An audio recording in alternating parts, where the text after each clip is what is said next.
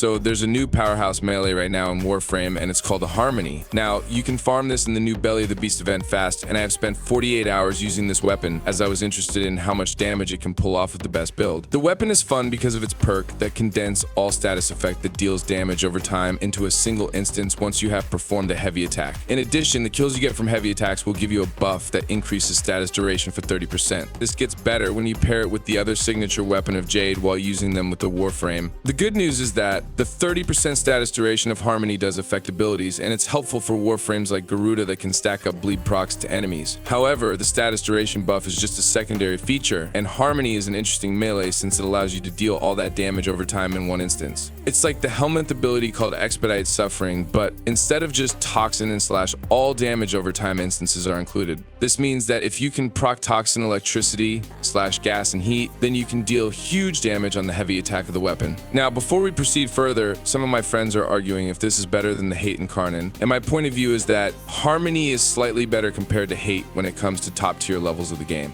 This is because of its perk that allows you to do a heavy attack that deals damage in one swift blow. So instead of waiting for enemies to be killed by damage over time effects, you can murder them with a heavy attack of the new melee weapon instantly. However, I said that it's slightly better, and the Hate Incarnate is still one of the best melee weapons against Steel Path and beyond enemies. Moving on, I would also like to tackle the new Jade Shadows Arcane that pairs well with this weapon called the Arcane Affliction. The new Arcane allows you to inflict more status on a target when they are flung by your melee or you hit them while they are knocked down. The Arcane synergizes well with the Reaping Spiral stance, and it has some moves that can fling enemies, hence allowing you to inflict an additional stack. Because of this, you can increase the overall damage of Harmony when doing a heavy attack. I can say that this is the best in-slot Arcane for the melee weapon. It also pairs well with the Reaping Spiral stance that forces a slash proc and knockdowns, which immediately has 6 additional identical slash procs added to the enemy as a result. This will then all deal their combined overall tick damage immediately due to Harmony's passive, and if you can get additional types of damaging status to proc, those will also be multiplied and detonated by the melee weapon. However, based on my tests, Melee Affliction sometimes creates a copy of the stack of either a random or the oldest existing stack inflicted on an enemy. So basically, if the stack that was copied has the lower damage, then the resulting damage from Harmony's heavy attack will be weaker. Also, while I consider Melee Affliction as one of the best arcanes for this new melee weapon, there's that fact that you sometimes don't need it, and also sometimes you don't like the fact that you are seeing enemies being ragdolled by your melee weapon. In all my tests, indeed, the damage of the heavy attack when you are stacking status procs with your melee weapon is higher compared to using abilities to proc status effects, but you should also know that not only from abilities in the melee itself,